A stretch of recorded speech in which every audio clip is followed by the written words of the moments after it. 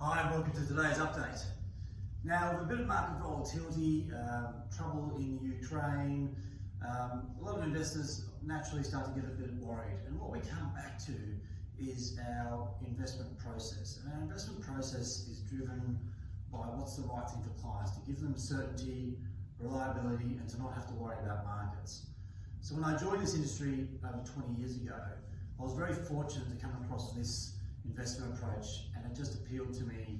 I came from chartered accounting. I didn't come from the traditional sort of banking and insurance sector.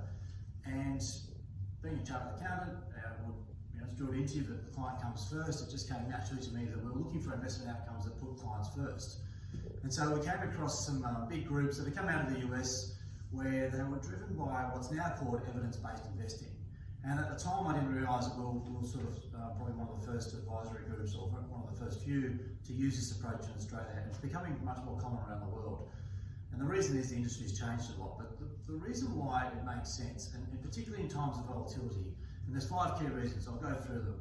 The first one is that it's grounded on academic research and data. So there's decades and decades of data and academic papers to show that this simply works and gives clients the best possible outcomes when they're investing, against all the other approaches like stock picking or trying to chase star managers. It just works. There's data to back it up. Number 2, this approach doesn't rely on guesswork. It doesn't rely on me or anyone else trying to predict what's going to happen today, tomorrow, whatever. We can have amazing investment outcomes without having to worry about that, and that takes away a lot of the anxiety, but it also gives us a much more reliable outcome because there's a lot of process behind it. And that's number 3. So it's very much driven by discipline and process, and that helps in many respects. It gives us a lot of comfort that there is a process behind all this, and data. And behind me, I'll go through some of the data just to show you how much data we have to show that this works, and we can back it up with decades and decades, back to 1927, this particular chart. So that's really important, and it gives, in my view, it gives us comfort. It's a fiduciary responsibility we have. It gives us comfort that we can back that up, but also for clients and investors, that it gives them that sense of comfort that there's a lot behind this, a lot of data behind this. Number 4 is that the results can be back tested. We can back test portfolio outcomes. Again, this chart goes back to 1927, but most of our portfolios we can go back 20, 30 years at least. Now, there's not many fund managers, investment advisors, stockbrokers who can give you that data. Actually, very, very few. And if they do, it's sort of simulated, we picked this stock, we picked that stock, and they show you the winners. This is real data. This is absolutely real data from the market that says this portfolio, this is how it performed. Now, of course, it doesn't necessarily guarantee you that's how it's going to perform in the future, but wow, it gives us some sense of comfort, because I can show you, and I'll show you quickly here in a second, we've got monthly data of all the portfolios over all sorts of periods. So when this happens and Russia walked into Ukraine, well, what's happened in the past? Does it give us a sense of comfort that these sort of things have happened over the decades, over the century? And yes, it's a bit nerve-wracking, but we've got data to show that how markets behave in these situations. Number 5, this approach also reduces risk. Now that's what we're about. We're wanting to maximise your return, of course, but we want to reduce risk where we can, where it's quantified, where we can reduce risk. So that's really important. We want everyone to get to their goals and outcomes as reliably as possible, but we want to do it where we can reduce risk and we can calculate how we can reduce that risk. It also helps us avoid mistakes. It helps us avoid the emotional decisions that get in the way, that we want to make changes because we've seen something on the news. So it's very important. Actually, one of the biggest mistakes we'll make as investors is ourselves. So we'll read something that we think that something's changed, or we need to chop and change, or we need to invest in that now, or I've heard something. So this process and this evidence-based approach really helps us avoid some of those mistakes that are very common. And number 6, it's generally lower cost. It is definitely lower cost in Australia. There's some parts of the world where I can't say that's for sure, but in here we know that this is a lower cost approach, which is great. And it's also, in most cases, it's better tax managed as well, because the turnover is lower. You're not chopping and changing all the time.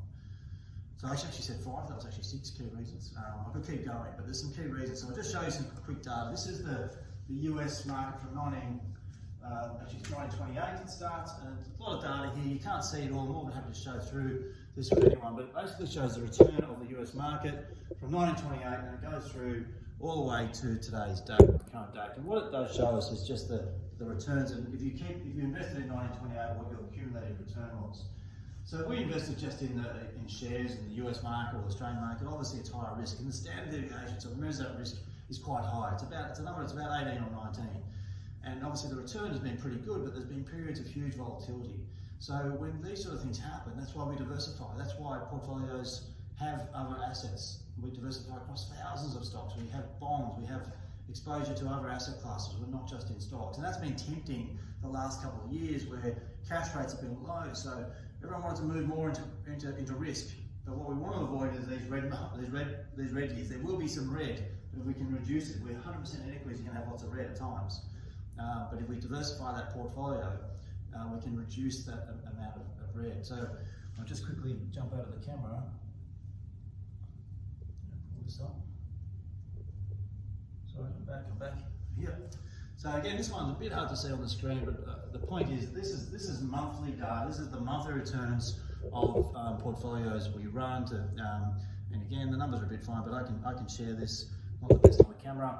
But basically, we've got data to show what's happening every month. So I can go back and say, how did your portfolio go in 2008, in year 2000?